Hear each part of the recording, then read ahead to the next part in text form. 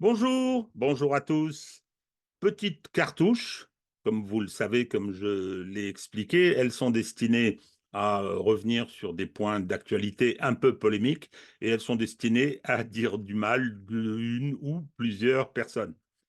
Là, cette fois-ci, on va s'occuper de Monsieur Pierre Moscovici, qui vient de se comporter de façon assez hallucinante dans cette affaire de la nouvelle loi sur l'immigration. La nouvelle loi sur l'immigration. Alors, je voudrais être très clair, je n'entends pas intervenir sur le fond de cette loi, que je connais mal, je le reconnais. Je ne me suis pas passionné par ce énième débat autour de ces questions-là. Je n'ai pas été très intéressé par les postures prises par les uns et les autres. Et en ce qui concerne ce rapport, ce n'est pas pour parler du contenu de ce rapport que je fais cette petite cartouche. Alors, on va faire du juridique. Vous savez très bien que c'est mon tropisme.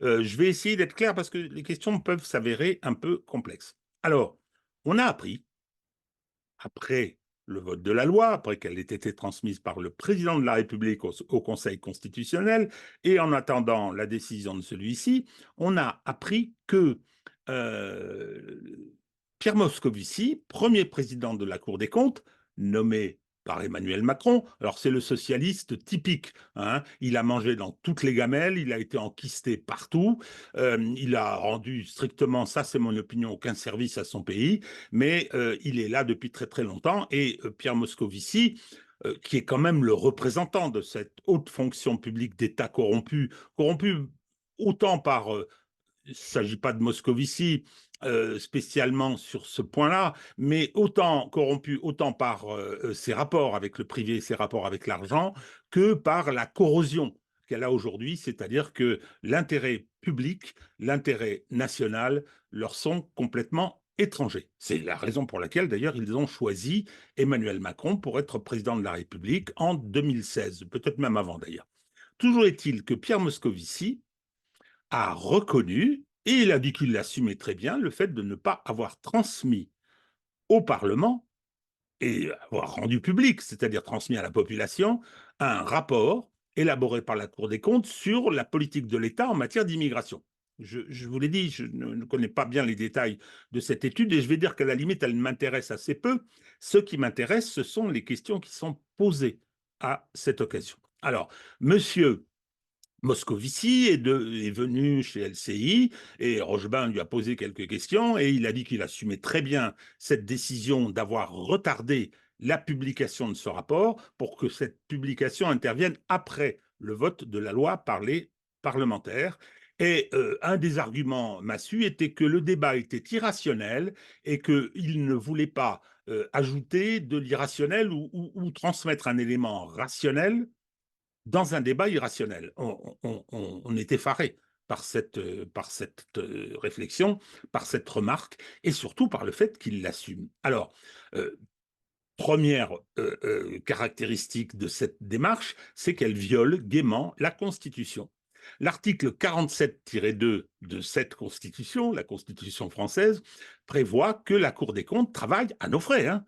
La rémunération très élevée de M. Moscovici, c'est nous qui la payons. Eh bien, elle travaille pour informer la nation, pour informer les citoyens et pour éclairer les débats du Parlement. Eh bien, en violation de cet impératif, et je pense en particulier à l'information des parlementaires qui étaient en train de débattre de ces questions de l'immigration et à qui les informations contenues dans le rapport auraient été précieuses, eh bien, en violation de la Constitution, M. Moscovici a décidé personnellement de ne pas transmettre ce rapport et de ne pas le rendre public. C'est absolument extraordinaire. Nous sommes donc confrontés à une violation de la Constitution par le premier président de la Cour des comptes. Excusez du peu.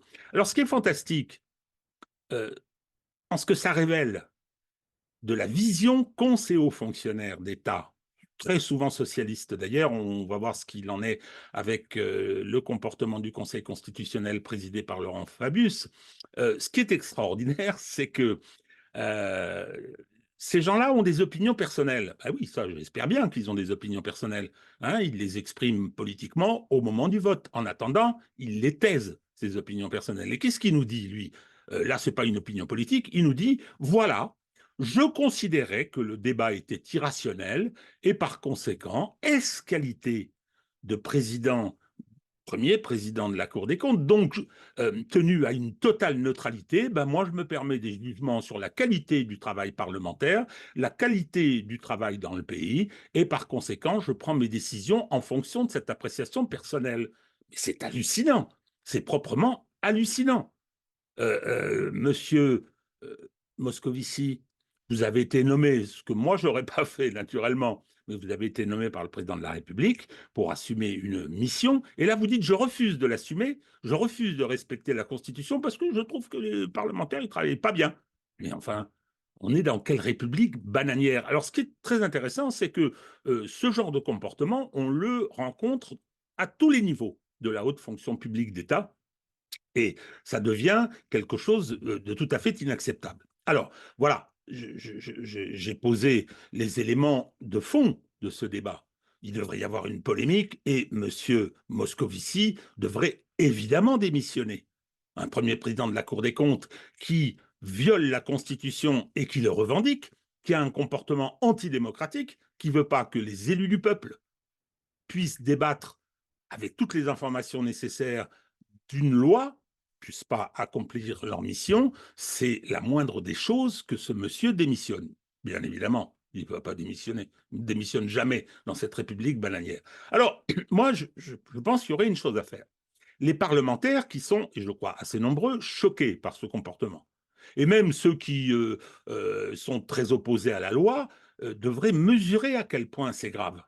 C'est-à-dire que le comportement de Pierre Moscovici est de dire les institutions démocratiques, on s'en fiche. C'est nous qui décidons. C'est nous qui décidons, on le sait bien, hein, avec les juridictions, le Conseil d'État, le Conseil constitutionnel, n'en parlons pas, qui est une espèce de garde-chourme du pouvoir législatif. Eh bien, face à cela, tous les parlementaires devraient être scandalisés. Bien, qu'est-ce qu'ils peuvent faire, ces parlementaires? Dans la mesure où leur droit à l'information pour exercer leur mandat, le mandat que le peuple leur a confié, leur droit à l'information ayant été violé, grâce à une violation de la Constitution, eh bien, ils peuvent saisir la Cour des comptes d'une plainte disciplinaire contre M. Pierre Moscovici. Pas une plainte pénale, comme je l'ai entendu à droite et à gauche, non, non, on peut saisir le Conseil supérieur de la magistrature financière, on peut le saisir d'une plainte, et là je pense que les parlementaires dont l'intérêt a été gravement mis en cause par cette décision de M. Moscovici, devraient saisir le Conseil supérieur de la magistrature financière d'une plainte disciplinaire contre M. Pierre Moscovici. Alors, ce que serait la suite, je ne me fais pas beaucoup d'illusions. Je ne me fais pas beaucoup d'illusions parce que ce Conseil supérieur de la magistrature financière, qui pourrait donc par conséquent enclencher la procédure, devrait d'abord être ensuite, si on considère, si l'institution considère que la faute est avérée, pour moi elle l'est, hein, il n'y a pas de discussion possible, considère que la faute est avérée, eh bien à ce moment-là, il faudrait saisir de cette procédure le Conseil supérieur, enfin saisir en interne, hein, c'est-à-dire qu'il devrait y avoir une commission, un conseil de discipline. Cette commission supérieure devrait fonctionner comme un conseil de discipline. Elle est présidée par le premier président de la Cour des comptes, c'est-à-dire M. Moscovici, et celui qui peut la saisir de la procédure disciplinaire, c'est le premier président, M. Pierre Moscovici. C'est très amusant. Alors, si cette plainte était déposée, enfin, ce n'est pas une plainte déposée, ça on parle ça pour le pénal, mais si cette protestation disciplinaire était déposée par les parlementaires, M. Moscovici ne pourrait s'en saisir en aucun cas lui-même.